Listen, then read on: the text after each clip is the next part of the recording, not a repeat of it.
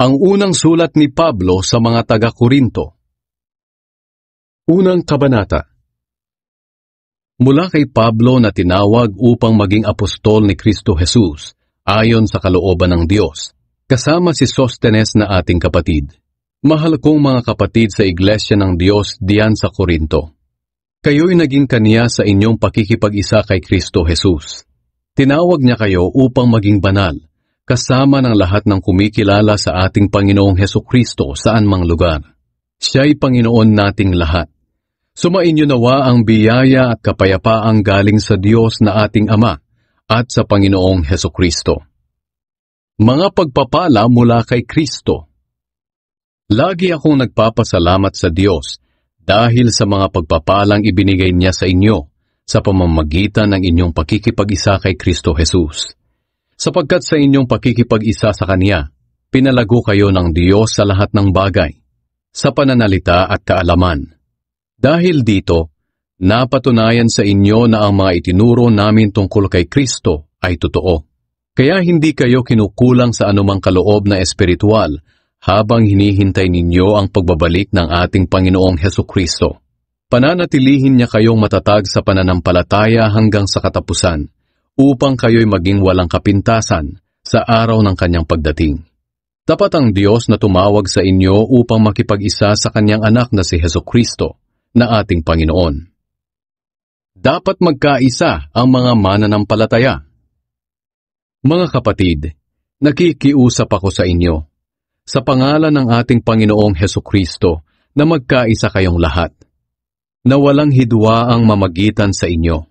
Magkaisa kayo sa isip at layunin. Sinasabi ko ito dahil may nagbalita sa akin mula sa tahanan ni Chloe na may mga nag-aalitan sa inyo. Ito ang ibig kong sabihin. Ang iba daw sa inyo ay nagsasabi, kay Pablo ako. Ang iba naman ay, kay Apolos ako. May iba ring nagsasabi, kay Pedro ako. At ang iba naman ay, kay Kristo ako. Bakit? Nahahati ba si Kristo? Si Pablo ba ang ipinako sa krus para sa inyo? Binautismuhan ba kayo sa pangalan ni Pablo? Salamat sa Diyos at wala akong binautismuhan sa inyo maliban kina Crispus at Gaius. Kaya walang makapagsasabing binautismuhan kayo sa pangalan ko. Binautismuhan ko rin pala si Estefanas at ang kanyang pamilya. Maliban sa kanila, wala na akong natatandaang binautismuhan ko. Sapagkat hindi ako isinugo ni Kristo upang magbautismo, kundi upang mangaral ng magandang balita, at hindi ko ito ginagawa sa pamamagitan ng mahusay na pananalita at karunungan ng tao, upang hindi mawalan ng kapangyarihan ang pagkamatay ni Kristo sa krus. Si Kristo ang kapangyarihan at karunungan ng Diyos. Ang mensahe ng pagkamatay ni Kristo sa krus ay kamangmangan para sa mga napapahamak. Ngunit sa mga naliligtas, ito'y kapangyarihan ng Diyos. Sapagkat sinasabi ng kasulatan, sisirain ko ang karunungan ng marurunong, at ipapawalang saysay ko ang katalinuhan ng matatalino. Ano ngayon ang kabuluhan ng marurunong, ng mga tagapagturo ng kautusan, at ng mahuhusay sa debate sa panahong ito? Hindi ba't ipinakita ng Diyos na ang karunungan ng mundo ay kamangmangan? Sapagkat sa karunungan ng Diyos, hindi niya pinahintulot na makilala siya ng tao sa pamamagitan ng karunungan ng mundong ito. Mas minabuti ng Diyos na iligtas ang mga tao sa pamamagitan ng kanilang pananampalataya sa ipinangangaral na magandang balita, na ayon sa iba ay kamangmangan lamang. Ang mga Hudyo ay ayaw maniwala hanggat walang nakikitang himala, at ang mga Griego naman ay humahanap ng sinasabi nilang karunungan.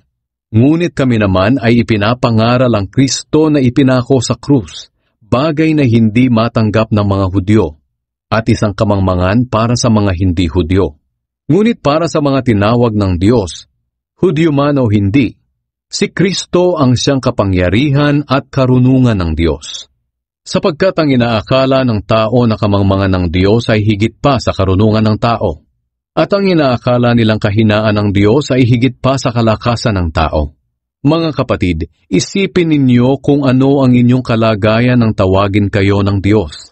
Iilan lamang sa inyo ang masasabing matalino sa paningin ng mundo, at iilan lamang ang makapangyarihan o nagmula sa mga kilalang angkan.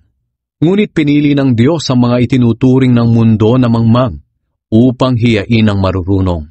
Pinili ng Diyos ang mga itinuturing ng mundo na mahihina upang hiyain ang malalakas.